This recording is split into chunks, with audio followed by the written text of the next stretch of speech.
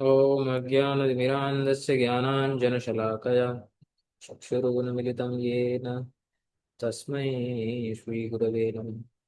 वाञ्छाकल्पतरुभ्यश्च कृपा सिन्धुभ्यैव च पतितानां पावनेभ्यो वैष्णवेभ्यो नमो महावदन्याय कृष्णप्रेमप्रदायते कृष्णाय कृष्णचैतन्यनामिने गौरक्षे नमः। तप्तकाञ्चन गौराङ्गी राधे वृन्दावनेश्वरि ऋषभानुसुते देवी प्रणमामि हरिप्रिये। हे कृष्ण करुणा सिन्धो दीनबन्धो जगत्पते गोपेश गोपिकान्त राधाकान्त नमोऽस्तुते। वृन्दाय तुलसी दिव्यै प्रियाय केशवस्य च विष्णु भक्ति प्रदे देवी सत्यवत्ते नमः। जय श्री कृष्ण चैतन्य प्रभु नित्यानंद श्री अद्वैत गदाधर शिवासादि गौर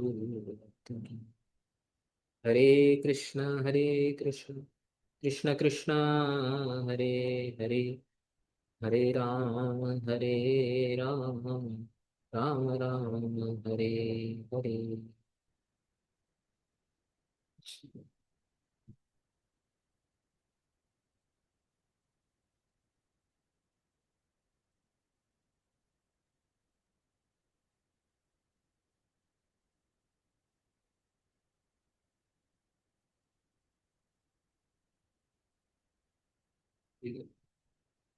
तो हम पिछली बार जहाँ पे थे एक बार उसको रिकॉल करते हैं। ध्रुव महाराज, हमने पहला अध्याय ध्रुव ध्रुव चरित्र का जो पहला अध्याय यानी चतुर्थ स्कंद का 8वां अध्याय उसको पूरा पढ़ा था, जिसमें ध्रुव महाराज जब अपनी सौतेली माता श्री सुरुचि के शब्दों से विघात होकर के भगवान की खोज में जाते हैं, नारद मुनि मिलते हैं। नारद मुनि उन्हें भगवान की जो भजन पद्धति है वो बताते हैं, और फिर जो ब्रजमंडल में जो मधुवन है वहाँ पे जाके तीव्र तपस्या के द्वारा भगवान को संतुष्ट करते हैं और भगवान प्रकट हो जाते हैं। और उसके बाद ध्रुव महाराज प्रार्थना करना शुरू करते हैं। तो हम ध्रुव महाराज की प्रार्थना ही पढ़ रहे हैं। पिछली बार हमने चतुर्थ स्कंद के 9वां अध्याय का 8वां और 9वां श्लोक पढ़े थे। ये 2 श्लोक पढ़े थे।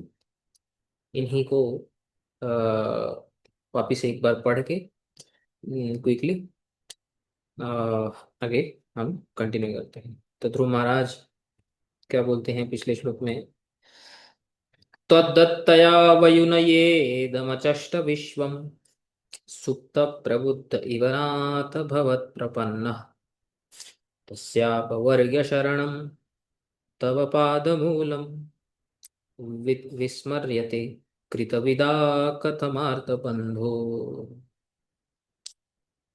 तो ध्रुव महाराज बोलते हैं कि त्वद्दत्तया वयुनया यानी ज्ञाने ज्ञान के द्वारा, आपके ही दिया गया ज्ञान के द्वारा, भवत प्रपन्न यानी ब्रह्मा इत्यादि जो हैं, आपके ही द्वारा दी गई ज्ञान शक्ति के आपके ही सही दी गई ज्ञान शक्ति के द्वारा इस पूरे विश्व का सृजन करते हैं। विश्वम अचष्ट सुप्त प्रबुद्ध इव, जैसे कोई सोया हुआ बालक है उसको आप जगा दो तो उसको ज्ञान मिल जाता है, ऐसे ही बड़ी आसानी से आप ब्रह्मा इत्यादियों को ज्ञान प्रदान करके उनके द्वारा इस सृष्टि की रचना करते हैं। तो ये कहने का अर्थ ये है कि जब ब्रह्मा इत्यादि भी आपके द्वारा दिए गए ज्ञान से इस सृष्टि की रचना इत्यादि करते हैं, तो बाकी अन्य देवताओं का तो बोलना ही क्या है। जो हमारे शरीर की जो अलग अलग इंद्रियां हैं, उनके जो अधिष्ठात्र देवता हैं, यदि आपको याद होगा, 2 सेशन पहले हमने देखा था कि कौन से इंद्रिय के कौन से देवता हैं, अग्नि, वायु, सूर्य, चंद्र इत्यादि। तो उन सब देवताओं की तो बात ही क्या, ब्रह्मा जो पूरी सृष्टि की जो मुख्य रचनाकार हैं, वे भी आपके ही द्वारा दिया गया ज्ञान से इस सृष्टि की रचना करते हैं। और तस्य अपवर्ग शरणम, आप जो है, आप स्वयं अपवर्ग है। हम्म, अपवर्ग यानी मुक्ति, क्योंकि मुक्ति प्रदाता हैं आप। तो आपके जो शरण, आपकी जो शरण है, आपका जो आश्रय है, तव पाद मूलम, आपके चरणों का जो आश्रय है, श्री चरणों का जो आश्रय है, विस्मर्यते कृतविदा कथम आर्त बंधु, हे आर्त बंधु, जो आपकी महिमा को जानता है, कृतविदा यानी कि आपके किए गए जो हमारे ऊपर उपकार हैं, जीवात्माओं के ऊपर जो उपकार हैं, यदि कोई इसको जानता है तो कथम विस्मर्यते, वो आपको कैसे भूल सकता है। यानी कि जो व्यक्ति आपको स्मरण नहीं करता है, यानी आपका भजन नहीं करता है, ऐसा व्यक्ति कौन है? ऐसा व्यक्ति जो है आपकी क्या बोलते हैं उसको, जिसमें ग्रेटिट्यूड नहीं है, इन इनग्रेटिट्यूड, संस्कृत में एक शब्द आता है, भूल गया मैं। तो जिसमें यदि ग्रेटिट्यूड होगा तो वो डेफिनेटली आपको जानने के बाद आपका भजन करेगा, नहीं तो वो पशु समान होगा। वो कृतज्ञता क्या? हाँ, कृतज्ञता। कृतज्ञ व्यक्ति आपका भजन करेगा, और कृतघ्न, हम्म, कृतघ्न यानी कि जिसके अंदर कृतज्ञता नहीं है, ऐसा व्यक्ति आपका भजन नहीं करेगा। तो ये हमने 8वें श्लोक में पढ़ा था, और इस श्लोक में श्री विश्वनाथ चक्रवर्ती ठाकुर ने बताया था कि भगवत प्रपन्ना जो हैं, आपके ज्ञानी भक्त हैं, और अपवर्ग्य शरणम जो जिज्ञासु भक्त हैं, और आर्त बंधु जो आर्त भक्त हैं, जो जो गीता में जो 4 प्रकार के भक्तों के बारे में बताया है, आर्त जिज्ञासुर अर्थार्थी ज्ञानी च भरतर्षभ, इन 4 प्रकार के भक्तों में से ध्रुव महाराज ने 3 प्रकार के भक्तों की इस श्लोक में बात की है। तो आप तीनों के, आप जो हैं शरण हैं, आर्त आर्तों के बंधु है, अपवर्ग्य शरणम, और ब्रह्मा जैसे जो ज्ञानी भक्त हैं, आप उनके, वो भी आपके शरण लेते हैं। और चौथे प्रकार के जो भक्त हैं, यहाँ पे देखा, हमने देखा था ज्ञानी, जिज्ञासु, आर्त भक्त। तो जो चौथा प्रकार का जो एक बच गया है, अर्थार्थी, वो अपने आप को अर्थार्थी में काउंट करते हैं, और वो बताते हैं कि इन 4 प्रकार के भक्तों में जो अर्थार्थी है, जो आपसे धन चाहता है, मतलब कि जो जितने भी कारणों की वजह से भगवान के पास जाया जाता है, भगवान से धन इत्यादि जीवन की किसी भी सांसारिक वस्तु को मांगना, ये सबसे निकृष्ट है। ये सबसे लोअर कैटेगरी, लोएस्ट कैटेगरी का है, ऐसा ऐसा भक्त। तो उसको व्यक्त करते हुए और अपने आप को उस पोजीशन में देखते हुए, क्यों? क्योंकि ध्रुव महाराज भगवान के पास क्यों गए थे? शुरू में भगवान के पास क्यों गए थे ध्रुव महाराज? क्या मांगने के लिए? काम कामनाएं लेके कि हाँ, क्या कामना थी? राजा की गोदी में बैठना है, और और राज्य चाहिए था, सबसे हाँ, बड़ा राज्य। मनु इत्यादि और उत्तानपाद इत्यादि जो उनके पिता और दादा इत्यादि जो हैं, उनसे भी बड़ा जो है राज्य चाहिए था। तो कुछ ना कुछ कामना ही था। अब कामना चाहे छोटी हो या जब बड़ी हो, है तो कामना ही। तो कामना युक्त होकर के जो भगवान के पास जाता है, वो सबसे निकृष्ट होता है, वो सबसे नीच होता है। ऐसा बताने के लिए, अपने आप को उस पोजीशन में रखते हुए, अपने आप को सबसे नीच बताते हुए भगवान के सामने, जो इस 9वां श्लोक है, उसको बोलते हैं, नूनम विमुष्टमतयस तव माययाते, ये त्वां भवाप्यय विमोक्षणमन्य हेतु, अर्चन्ति कल्पकतरुं कुणपोपभोग्यम्, इच्छन्ति यत्स्पृशजं निरयेऽपि निर्णाम्। बोलते हैं, निश्चितम, नूनम यानी निश्चित रूप से, ये जो लोग, मतलब इनडायरेक्टली अपने आप को ही बोल रहे हैं, त्वाम आपको, भवाप्यय विमोक्षणम, भव सागर से मुक्ति प्रदान करने वाले जो आप हैं, जो मुक्ति प्रदाता आप हैं, यदि किसी अन्य हेतु की वजह से, यानी किसी अन्य कारण, किसी अन्य आकांक्षा की वजह से, अन्य आकांक्षा रखते हुए, त्वाम अर्चंती, यदि आपका अर्चन करते हैं, यदि आपका भजन करते हैं, तो वे क्या कर रहे हैं? कल्प तरुम त्वाम, आप एक कल्प तरु हैं। कल्प तरु होता है ना, वांछा कल्प तरु। कल्प तरु का अर्थ होता है कल्पना करने से कुछ भी प्रदान कर दे, ऐसा एक तरु। तरु यानी पेड़। तो भगवान कल्पक तरु हैं, कुछ भी प्रदान कर सकते हैं, मोक्ष इत्यादि प्रदान कर सकते हैं। तो जब मोक्ष इत्यादि प्रदान कर सकते हैं, तो आपके सामने कुछ अन्य हेतु या संसार की कोई छोटी मोटी चीज लेकर के जाना कि मुझे राज्य दे दो। आजकल लोग मानते हैं कि मुझे एक आईपीएल टीम में भर्ती करवा दो। ऐसा मांगते हैं ना। तो ऐसा कॉलेज में भर्ती करवा दो, ये करवा दो, वो करवा दो, जॉब दिला दो, लड़की दिला दो, लड़का दिला दो, इस प्रकार का एक कामना लेकर के जाना आपके पास, ये कैसा है? कुणप उपभोग्यम।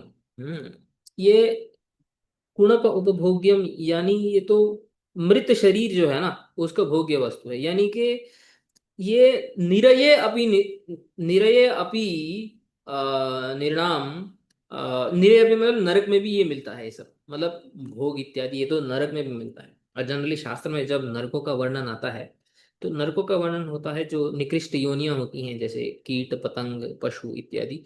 इन योनियों को भी नरक ही समझा जाता है। यानी कोई कुत्ता बिल्ली गधा घोड़ा इत्यादि या चींटी इत्यादि कोई योनि हो तो उसमें भी भोग वस्तु तो वहां पे भी मिलती है। तो नरक में भी जो चीज मिलती है उसको इतनी तपस्या करने के बाद आपसे वही चीज फिर से मांगना, ये यदि कोई ऐसा करे तो तब ते तब माया विमुष्ट मत है। तो ऐसे लोगों का क्या हो गया, आपकी माया से उनकी मति नष्ट हो गई है।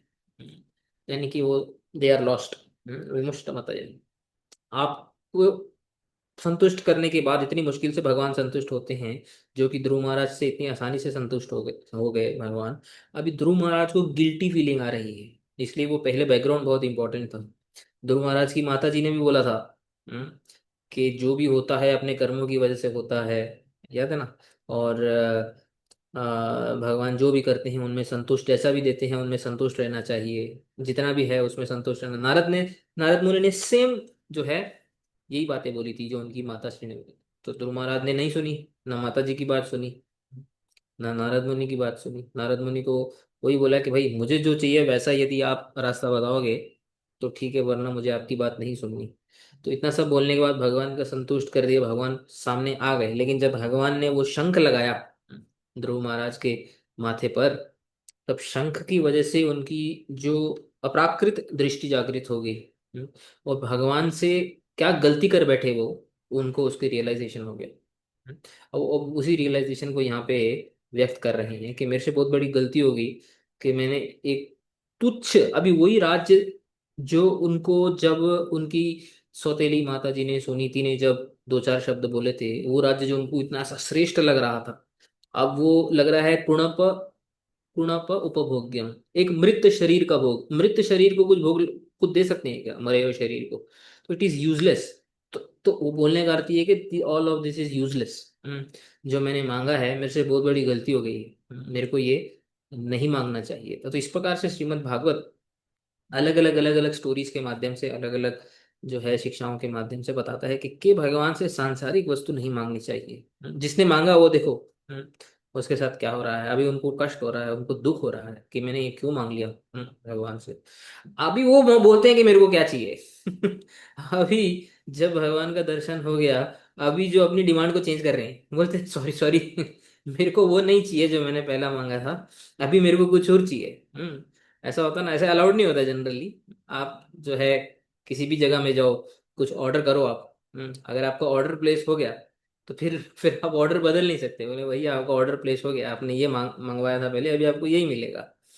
तो भगवान तो थोड़े दयालु हैं, तो आगे क्या होगा देखेंगे। बट ध्रुव महाराज ने जो ऑर्डर प्लेस किया था, अभी ऑर्डर को बदल रहे, नहीं नहीं ये नहीं चाहिए, ये सामान नहीं चाहिए, अभी कुछ और चाहिए।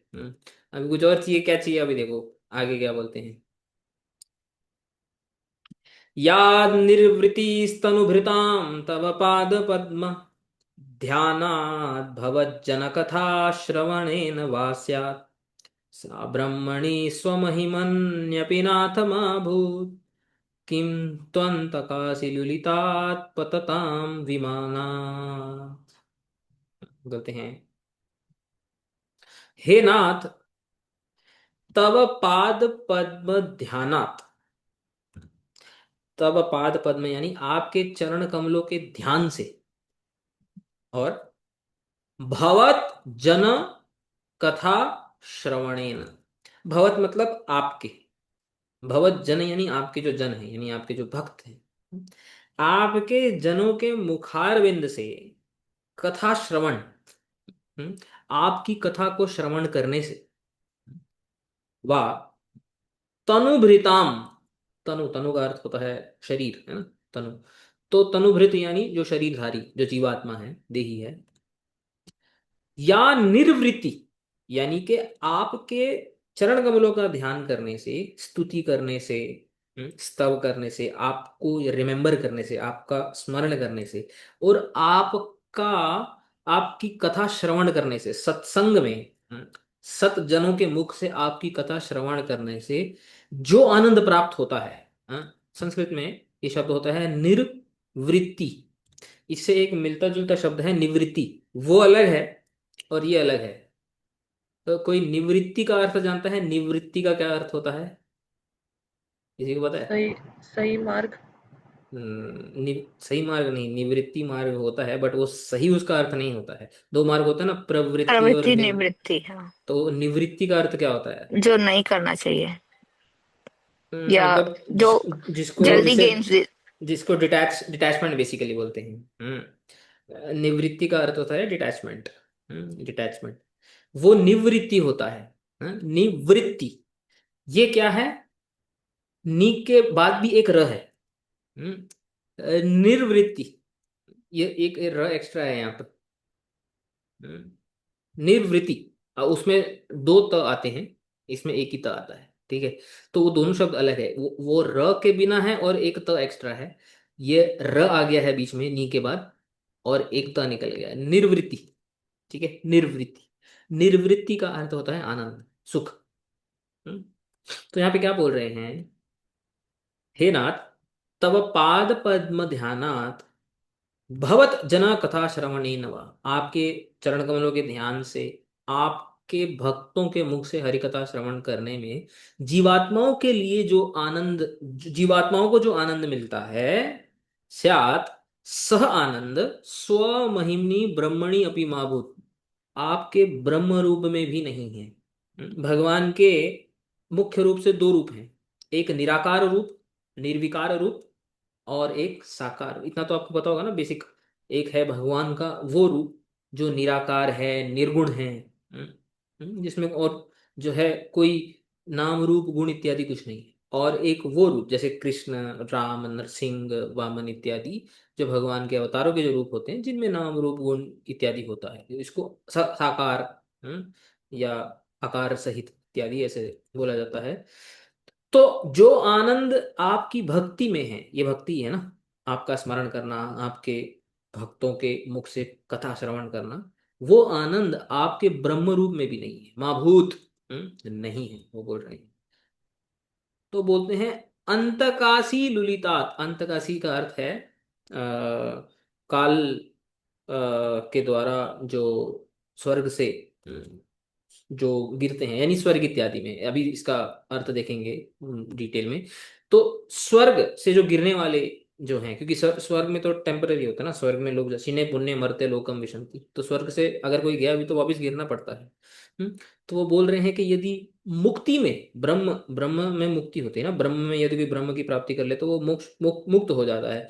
तो मुक्ति में वो आनंद अगर वो नहीं है जो भक्ति में है, तो स्वर्ग इत्यादि में वो आनंद कहाँ पे होगा? यानी राज्य इत्यादि जो मैंने मांगा था, पतताम किम उ, किम तु, यानी किम पुनः, उसके बारे में क्या बोलना, किम वक्तव्यम, उसके बारे में क्या बोलना।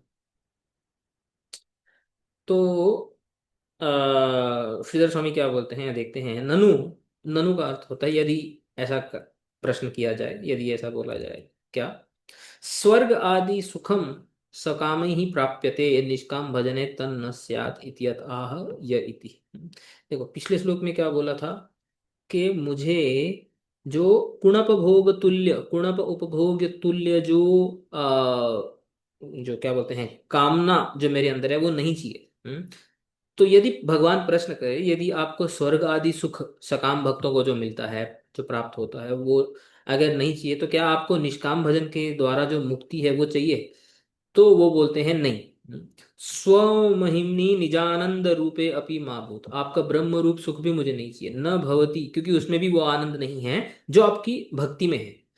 अंतकास्यासीना कालेन लुलिता, तो अंतकासी, ये जो शब्द है ना, अंतकासी, इसको समझते हैं। इसमें दो पद हैं, अंतक और असी।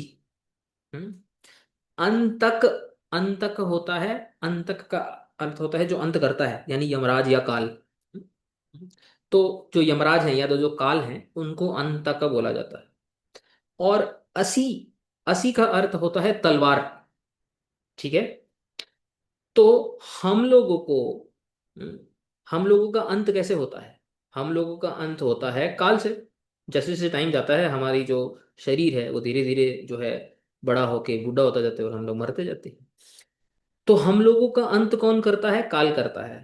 हम्म या यमराज करते हैं काल के द्वारा, काल रूपी तलवार से।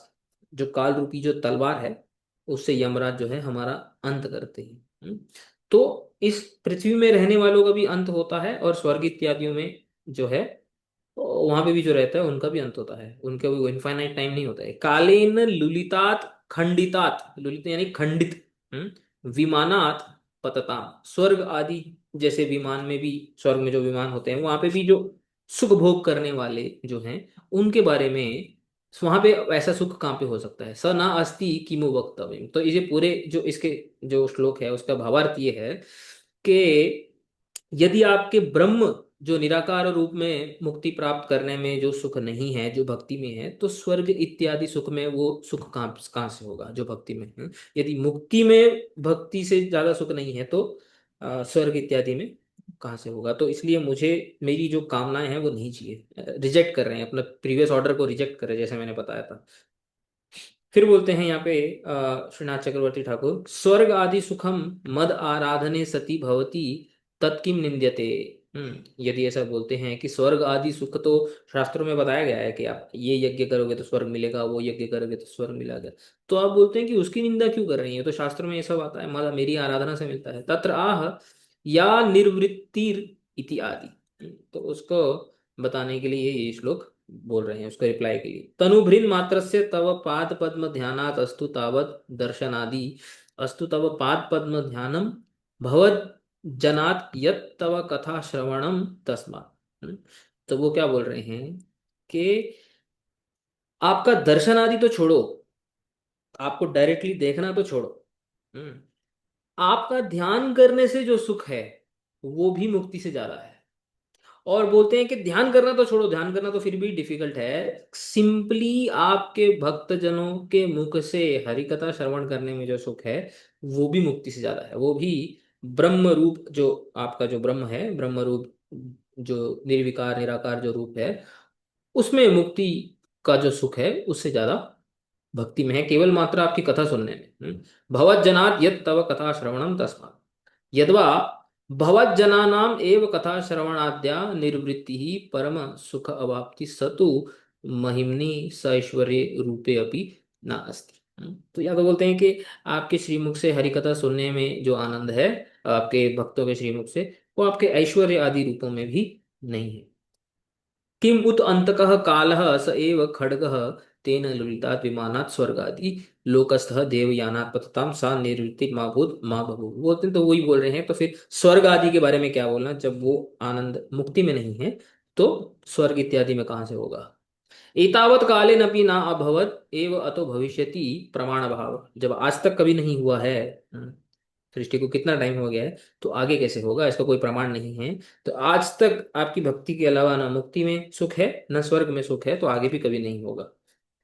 ब्रह्मणः श्रीकृष्ण वैभवत्वं ब्रह्मस्वरूप शंख स्पर्शेन भगवान एव भाषयति अतो अत्र म आसूय भक्ताः ग्रहणीय इति श्री सुखदेव से अभिप्राय। बोलते हैं कि ये ध्रुव नहीं बोल रहा है, वो याद दिला रहे हैं कमेंटेटर श्रीनाथ चक्रवर्ती ठाकुर। ये कौन बोल रहे हैं कि ब्रह्म रूप जो शंख है भगवान का, वो जब भी भगवान ने ध्रुव को लगाया था, ये डायरेक्ट वो शंख से जो ज्ञान जो प्राप्त हुआ है ये वो बोल रहा है डायरेक्ट, यानी भगवान ही बोल रहे हैं। ध्रुव के मुखारविंद से कौन बोल रहा है? भगवान ही बोल रहे हैं। तो इसीलिए भक्तों के प्रति असूया नहीं करनी। असूया का क्या अर्थ है? असूया का अर्थ है कि जेलसी।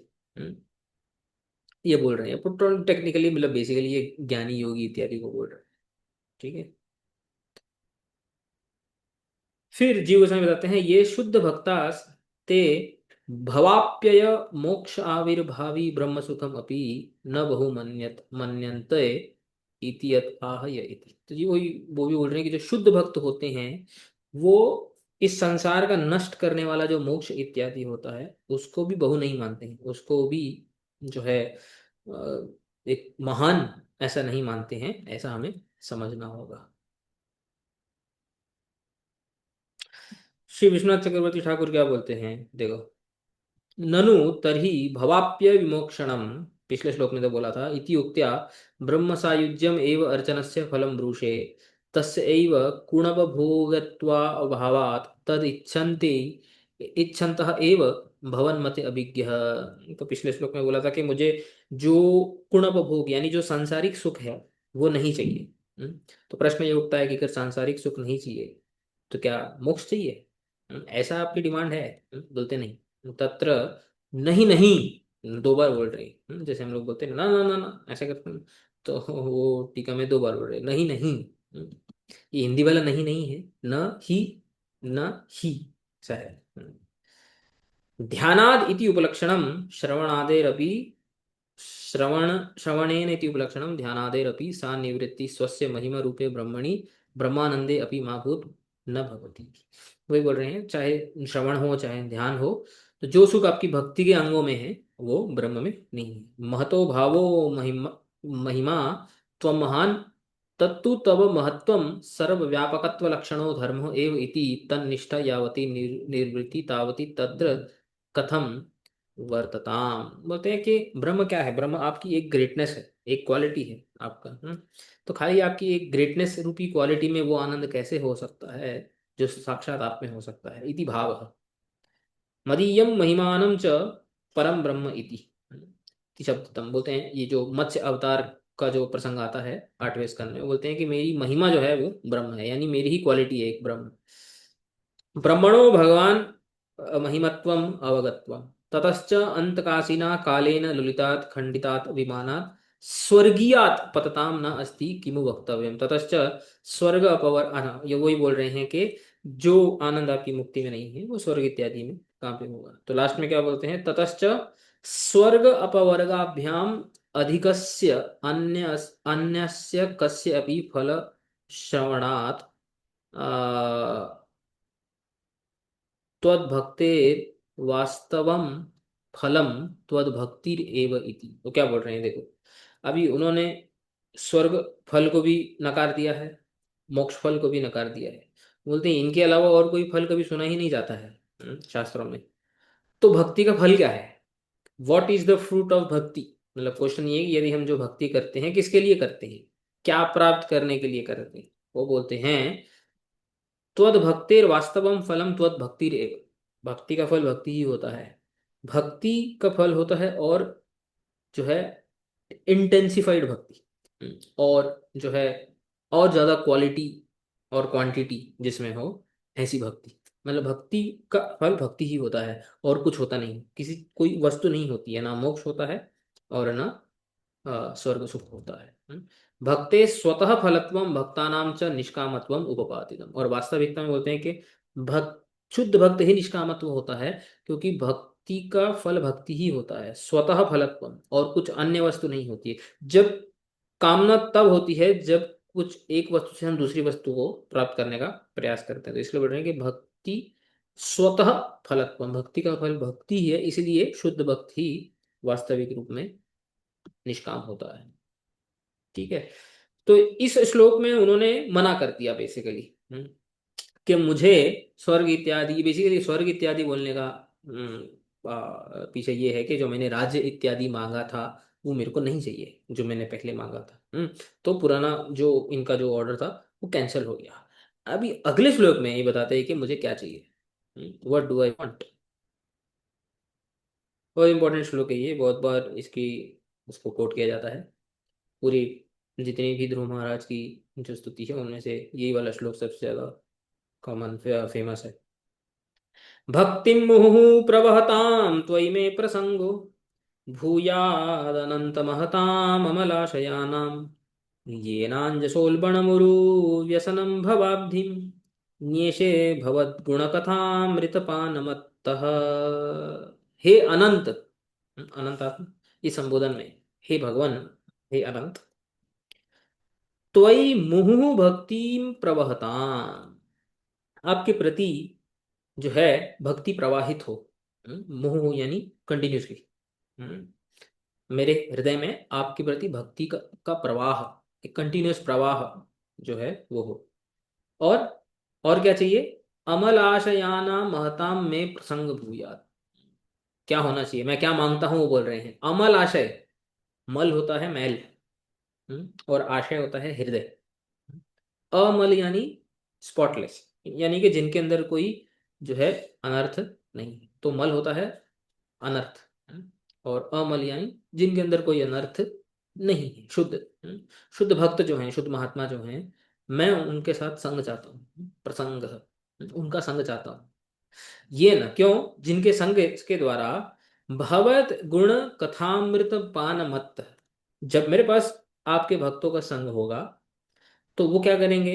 वो आपके बारे में बोलेंगे, आपकी हरि कथा विस्तार करेंगे, विस्तारित करेंगे।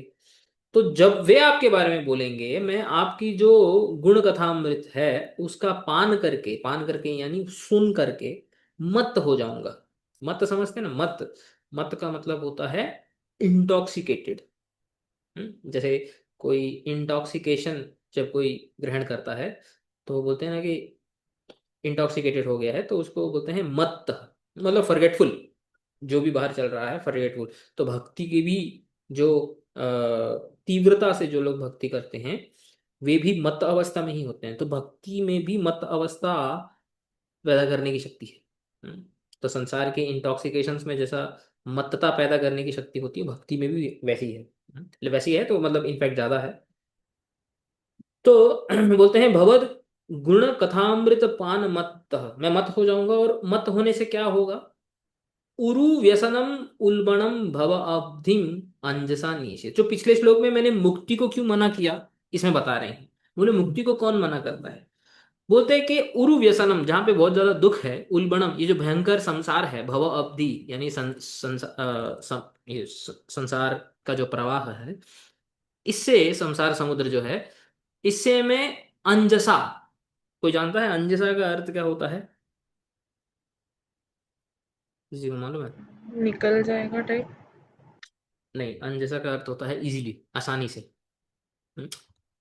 इजीली नीचे, आसानी से मैं क्या करूंगा, उसको मैं पार कर लूंगा। तो पिछले श्लोक में उन्होंने जब मुक्ति को मना कर दिया, मेरे को मुक्ति नहीं चाहिए, स्वर्ग भी नहीं चाहिए, मुक्ति भी नहीं चाहिए, भक्तों के संग में रहने से मुक्ति ऑटोमेटिकली मिल जाती है। तो जो चीज ऑटोमेटिकली मिल जाती है उसको मांगने से क्या मतलब है? इसलिए पिछले श्लोक में उन्होंने मुक्ति को मना किया। यहाँ पे टीका बहुत अच्छी है इस श्लोक में। बोलते हैं श्रीधर स्वामी, अतः ते कथा श्रवणाय सत्संगतिम देहि इति आह भक्तिम त्वयि प्रवहताम सातत्येन निरंतरेण कुर्वताम। तो बोलते हैं इस श्लोक में क्या क्यों बोल रहे हैं? कथा श्रवणाय सत्संगतिम देहि। मैंने जो पहले मांगा था वो मैंने पिछले श्लोक में मना कर दिया उसको, कि मेरे को राज्य नहीं चाहिए। अभी मैं नया ऑर्डर दे रहा हूं, मैं एक नया रिक्वेस्ट दे रहा हूं बेसिकली। मुझे क्या चाहिए? भक्ति, कथा श्रवणाय, कथा श्रवण करने के लिए सत्संग चाहिए मुझे, भक्तों का संग चाहिए। मेरे से बहुत बड़ी गलती होगी, मैंने आपसे जो है राज्य मांग लिया, कृपया आप उसको भूल जाइए, ऐसा बोल रहे हैं। और मुझे सत्संग चाहिए, मुझे साधु संग चाहिए। क्यों चाहिए? याद रखना, साधु संग, आजकल आजकल ऐसा होता है कि हम लोग तिलक तुलक लगा लेते हैं, और धोती वगैरह पहन लेते हैं, बाहर से तो साधु बन जाते हैं। लेकिन जो भगवान का नॉलेज है, जो भगवत कथा है, उसको हम इंटरेस्ट के साथ और सिंसियरिटी के साथ उसमें उसका श्रवण करना, उसका पठन करना, उसका कीर्तन करना वो नहीं करते हैं। तो यहाँ पे बता रहे हैं ये दोनों, वास्तविक सत्संग तभी होता है जब भगवान के बारे में डिस्कशन होता है, भगवान के बारे में नाम रूप गुण लीला उनका विवेचन होता है, विचार होता है। तो बोलते हैं कथा श्रवणाय सत्संगित देखिए, कथा श्रवण के लिए सत्संग मुझे दो। सत्संग खाली मतलब वो धोती और कुर्ता पहन के और तिलक लगा के इधर उधर घूमने के लिए उसको सत्संग नहीं बोलते। कभी कभी हम लोग समझते हैं कि क्योंकि हम साथ में घूम रहे हैं इसलिए सत्संग है, उसको सत्संग नहीं बोलते हैं। तो भक्तिम त्वयि प्रवहताम, प्रवाह, प्रवाह यानी सातंत्येन निरंतरेण, जो नदी का प्रवाह कंटिन्यूस होता है ना, तो आपके प्रति मेरे में भक्ति निरंतर रूप में जागृत हो। ऐसा बोल रहे हैं। वो कैसे जागृत होगी? जब मुझे सत्संग की प्राप्ति होगी। ननु मोक्षम किम न याचसे, पिछले श्लोक में जो उन्होंने मोक्ष को रिजेक्ट किया, उसके ऊपर यदि भगवान पूछें अरे मोक्ष को क्यों रिजेक्ट कर रहे हो, तो मोक्ष की याचना क्यों नहीं कर रहे? देखो श्रीधर स्वामी टीका लिख रहे हैं ये। हम्म। इसलिए महावीर में मिला जगत गुरु श्रीधर स्वामी गुरु गरिमानी। हम्म। तो जो प्योरली यदि कोई ज्ञान मार्ग के आचार्य होंगे वो ऐसे सब कभी लिखेंगे ही नहीं, इट इज इम्पॉसिबल। बोलते हैं कि मोक्षम किम न याचसे अत आह ये न महत् प्रसंगेन अंजसा अत्यंत एव उरुणी व्यसनानि यस्मिन तम। बोलते हैं क्योंकि महत् संग के द्वारा जब हरि कथा श्रवण करते हैं तो ये जो भयंकर उरु व्यसन, उरु नहीं यानी बड़े बड़े जो दुख जहाँ पे है, हम्म, ऐसा भयंकर जो संसार है, इस संसार में दुख ही दुख है ना, दुखालयम। कभी एक छोटा दुख आता है, कभी बड़ा दुख आता है, कभी किसने कष्ट दे दिया, कभी किसने प्रॉब्लम दे दी, कभी क्या प्रॉब्लम होगी, ये तो वो।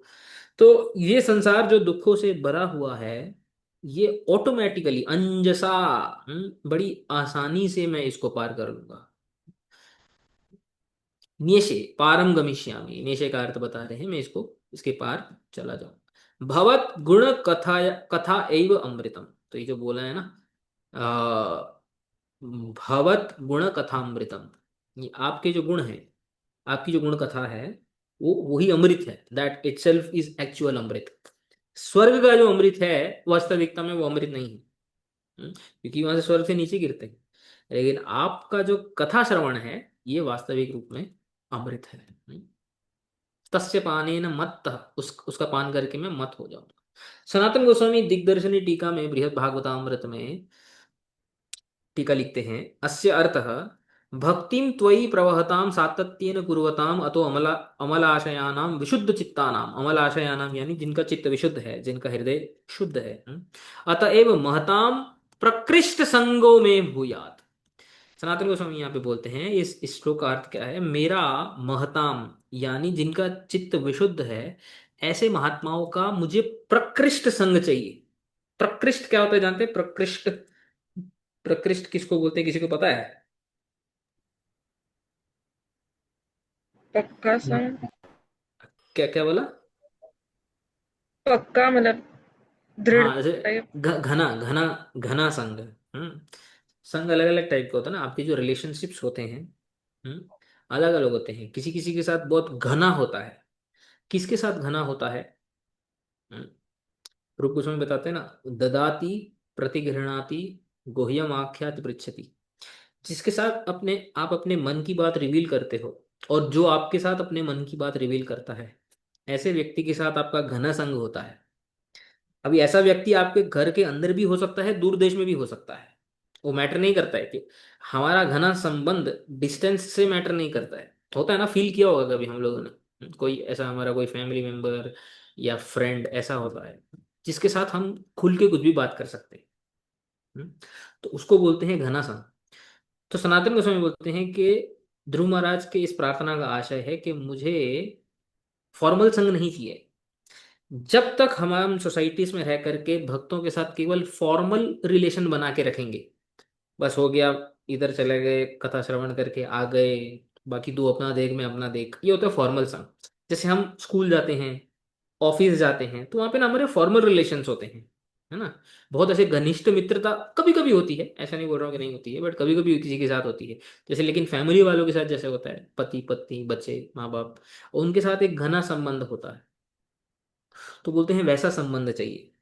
तो सत्संग में जब तक घना संबंध नहीं बनेगा तो भक्ति में उतनी प्रगति नहीं होगी।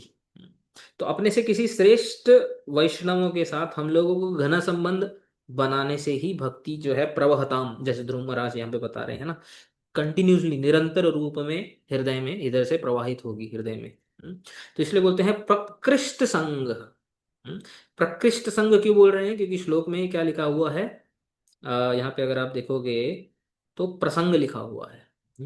तो इसलिए प्र उपसर्ग से उसको डिटेल बता रहे हैं, उसका प्रकृष्ट रूप में संग चाहिए। क्योंकि ध्रुव महाराज ने प्रसंग बोला है, खाली संग नहीं बोला है।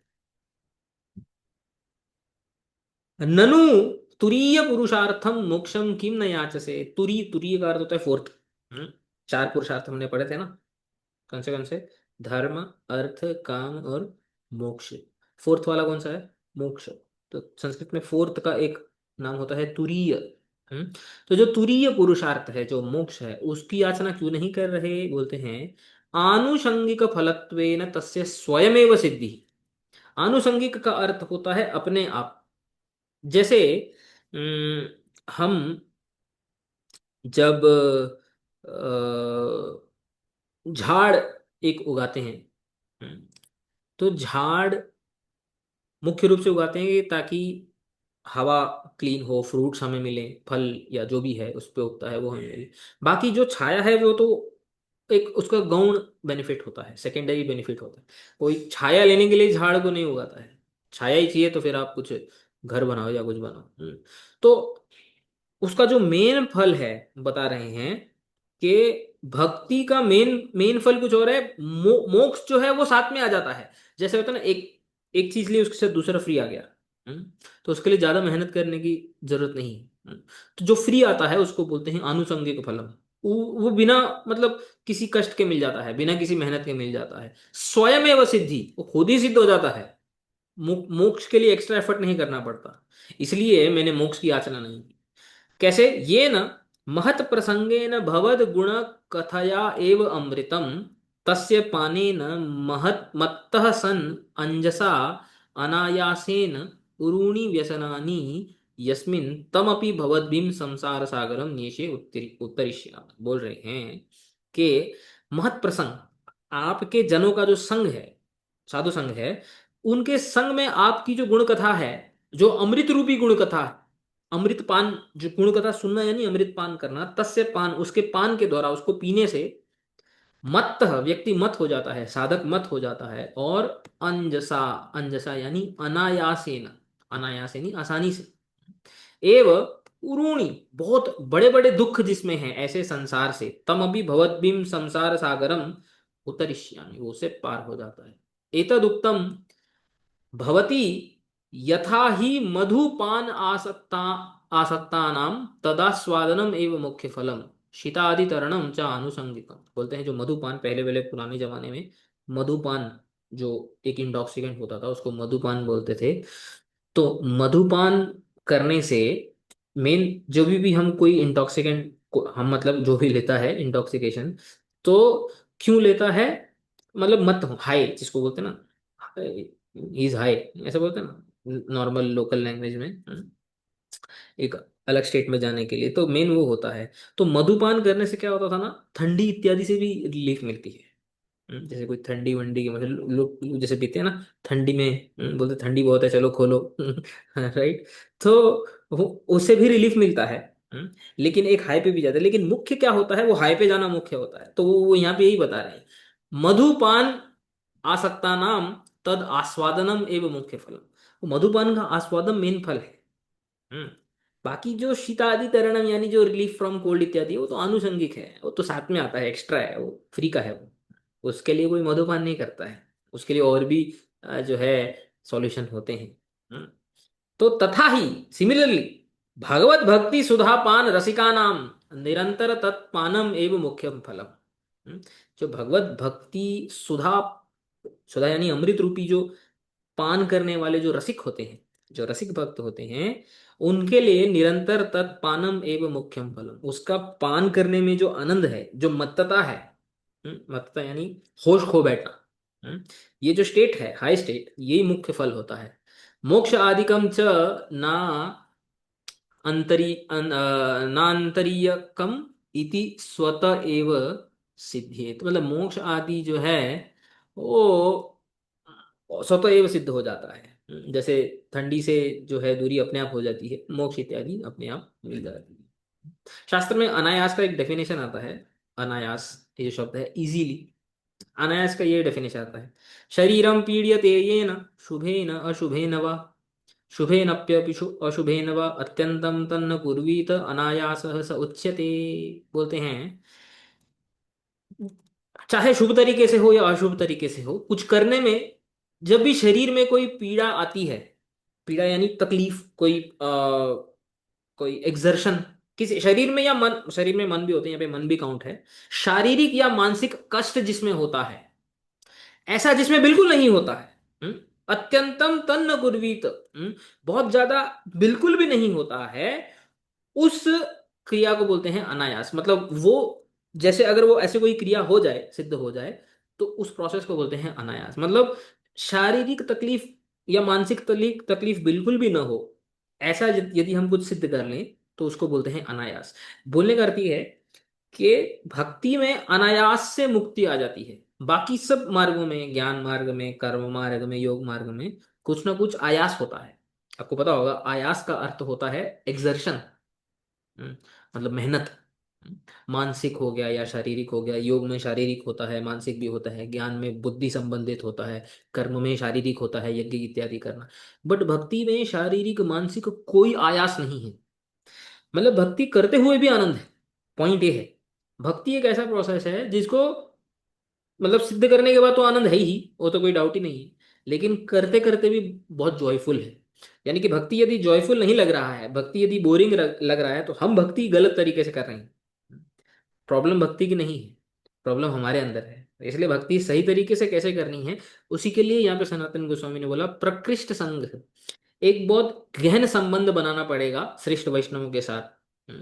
जो तत्व को जानते हैं, जो तत्वज्ञाता होते हैं, तत्वज्ञ होते हैं, उनके साथ घनिष्ठ संबंध करना पड़ेगा। एक पक्का फ्रेंडशिप, एक पक्का रिलेशनशिप बनाना पड़ेगा, जिससे कि वो हम हमें भक्ति के जितने भी सीक्रेट्स हैं वो हमें रिवील करें, और अपने रियलाइजेशन हमारे साथ शेयर करें।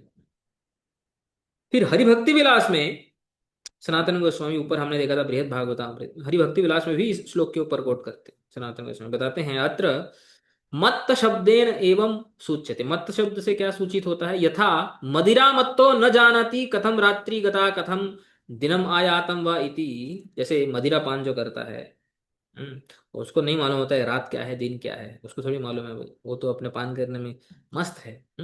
तथा सत्संग जात कथामृतन पान मत्तो अपि। तथा सत्संग से जो आपकी कथा अमृत जो बह रही है, उसको जो पान कर रहा है, यानी उसका जो श्रवण कर रहा है, उसको भी नहीं मालूम होता है। न जानाति कथम संसारो अपगतः मोक्षो वा जाता। कब संसार नष्ट हो गया, कब मुझे मोक्ष की प्राप्ति होगी, उसको पता ही नहीं चलता है। यानी भक्ति करते करते कब व्यक्ति मुक्त हो जाता है उसको नहीं पता चलता है। Actually he doesn't even know कि मैं मुक्त हो गया हूँ। इट इज वेरी डिफिकल्ट कि एक मुक्त जो भक्त है वो मुक्त हो गया है, उसको पता ही नहीं चलता। उसको लगता है कि मैं संसार में फंसा हूँ, लेकिन एक्चुअली वो मुक्त होता है। ऐसा बता रहे हैं। एवं अमृतपान से यथा देह गेह आदि अनुसंधानम न फलम किंतु परम मधुर रसास्वादनादिकम एव तथा सत्संगस्य भगवत कथामृतम पानम एव फलम मोक्षस्तु आनुषंगिक स्वयमेव उपस्थास्यति किम तद याचनेन इति भाव। वही बोल रहे हैं कि मधुपान का रसास्वादन करना फल होता है और गौण फल नहीं होते हैं। तो भक्ति का रसास्वादन करना, यानी भक्ति रसास्वादन करना ही उसका मुख्य फल है। मुक्ति मुक्ति अपने आप प्राप्त हो जाती है।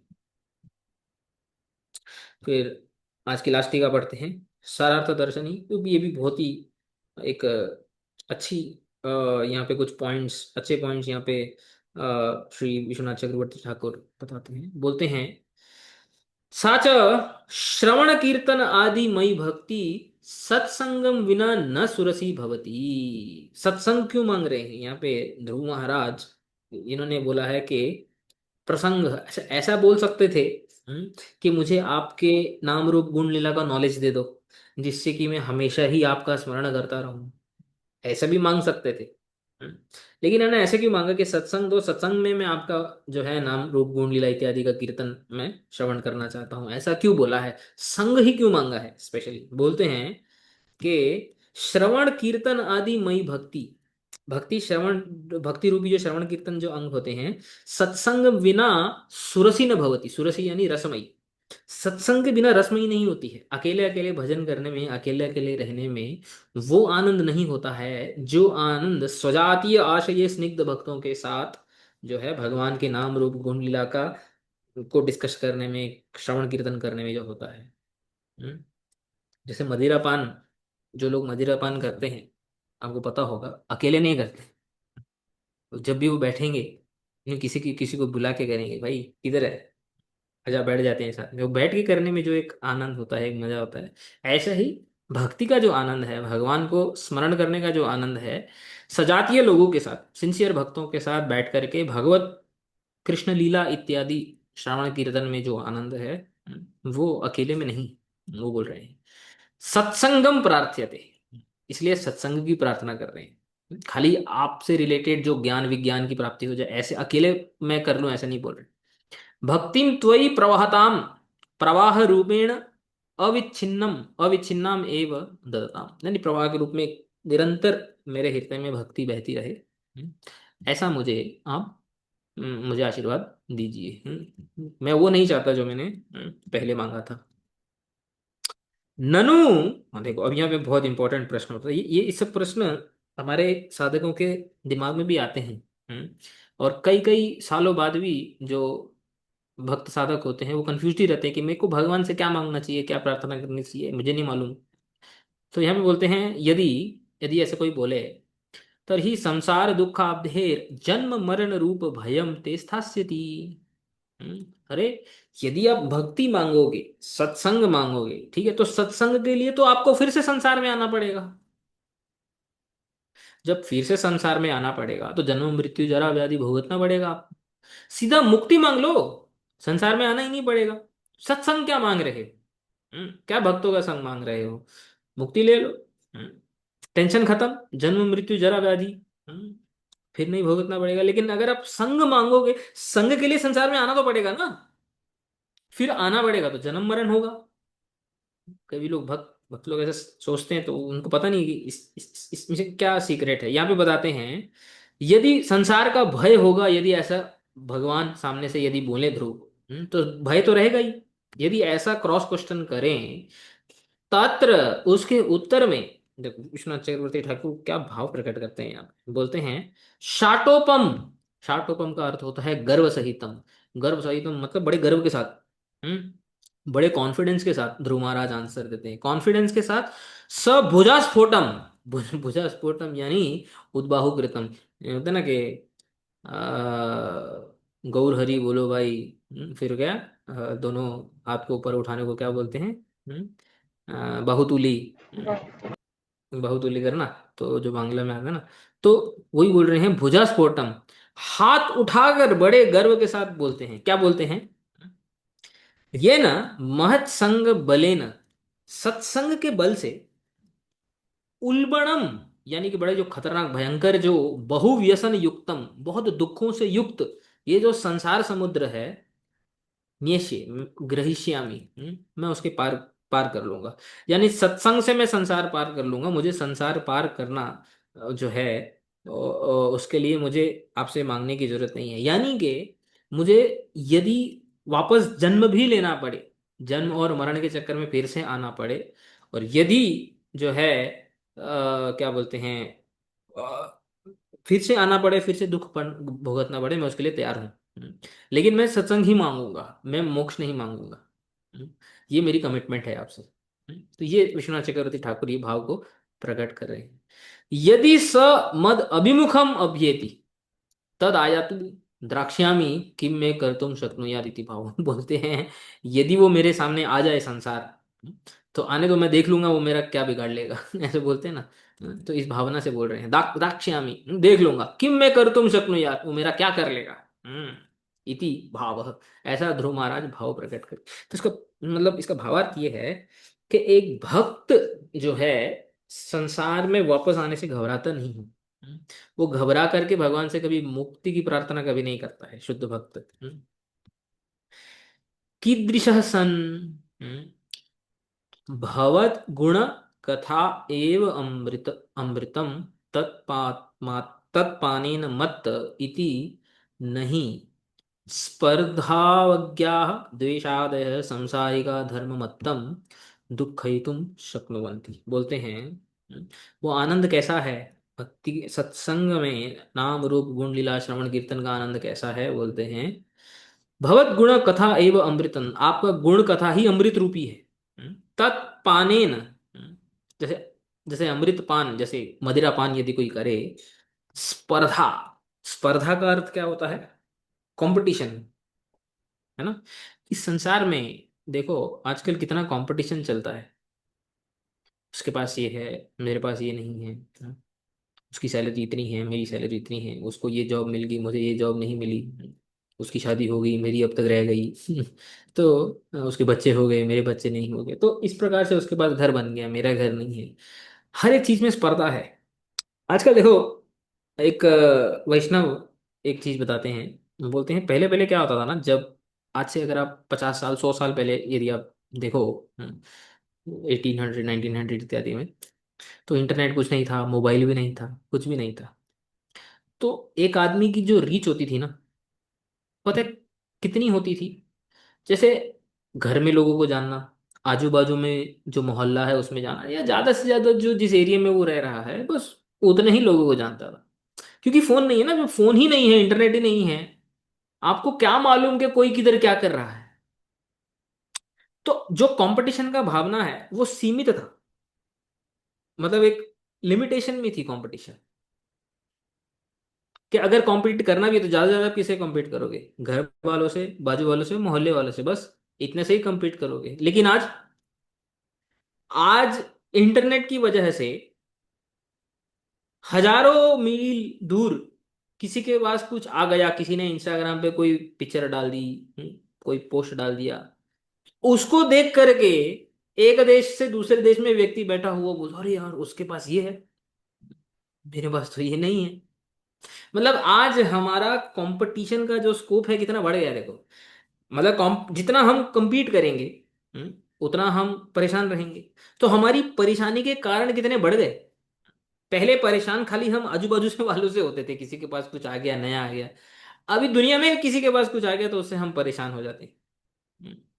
तो लोग बोलते हैं, कभी कभी भक्ति में आने के बाद भी कभी कभी हम साधक जो है वो एक प्रश्न करते हैं कि हम लोग के अंदर ये इच्छाएं कैसे खत्म होगी, ये जो कंपटीशन भाव है, उसके पास ये है, उसके पास ये है। तो यहाँ पे आंसर बता रहे हैं, मत पाने न, जब तक महत संग, महत जनों का प्रकृष्ट संग नहीं होगा, घना संग नहीं होगा, और उस संग में जब तक कथा अमृत रूपी जो मदिरा है, कथा अमृत रूपी जो क्या बोलते हैं, गुण कथा रूपी जो अमृत है, उसको पान जब तक जीव नहीं करेगा, तब तक स्पर्धा, अवज्ञा, द्वेष, दूसरों से द्वेष करना, जेलस, एनवियसनेस इत्यादि, ये सब रहेगा ही रहेगा। लेकिन उसके पान से, ये संसार में भी जब कोई मदिरा पान करता है तो उसको क्या फर्क पड़ता है कि कोई क्या कर रहा है, कोई क्या नहीं कर रहा है? उसको थोड़ी पता है कि किसके पास क्या है, किसके पास क्या नहीं है। वो अपना अपना मस्त लगा हुआ है।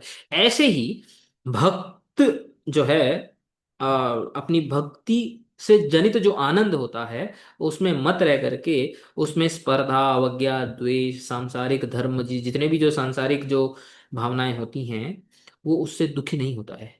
न दुखई तुम शक्नुवंती, वो उसको दुखी नहीं कर सकते हैं।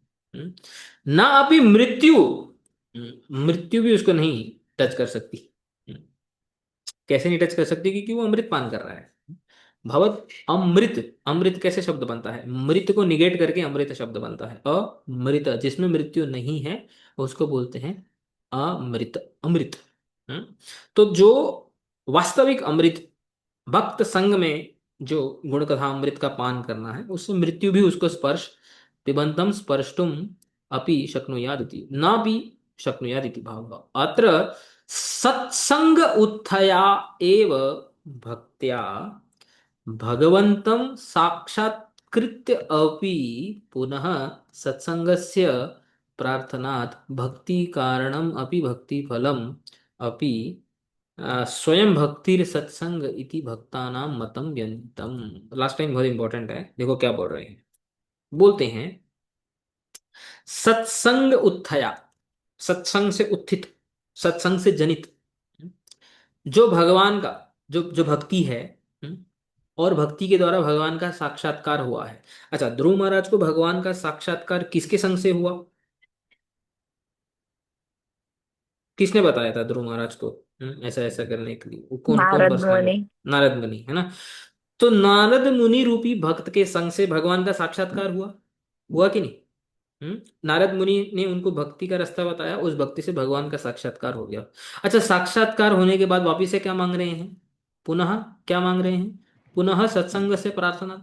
जिस सत्संग से भगवान का साक्षात्कार हुआ, और उसी साक्षात्कार से, भगवान के साक्षात डायरेक्ट दर्शन से, वो वापिस से वही चीज मांग रहे हैं जो पहले मिली थी, नारद मुनि का संग यानी महत जनों का संग। तो इसीलिए जो लास्ट श्लोक में, पिछले श्लोक में जो लास्ट लाइन में बोला था कि भक्ते है स्वतः फलत्वम, भक्ति का फल भक्ति ही होता है, उसको यहाँ पे सिद्ध किया इस प्रार्थना से कि सत्संग से प्रार्थना भक्ति कारणम अपि भक्ति फलम, भक्ति का जो कारण था यानी सत्संग, नारद संग, वही भक्ति का फल भी है, क्योंकि that is exactly the same thing what he is desiring. यानी फिर से सत्संग, सो सत्संग इज द रिजल्ट ऑफ सत्संग, बेसिकली भक्ति इज द रिजल्ट ऑफ भक्ति। स्वयं भक्ति ही सत्संग इति भक्तानाम मतम व्यंजित है, ये भक्तों के मत को उन्होंने व्यंजित किया है, स्थापित किया है, एस्टेब्लिश किया है, ऐसा हमें समझना होगा। ठीक है, हम इसको यहाँ पे विराम करते हैं आज के लिए, नेक्स्ट टाइम इसको कंटिन्यू करेंगे श्लोक नंबर 12 से। वंशागलपतरुभ्यश्च कृपा सिन्धुभ्य एव च पतितानां पावनेभ्यो वैष्णवेभ्यो नमो नमः।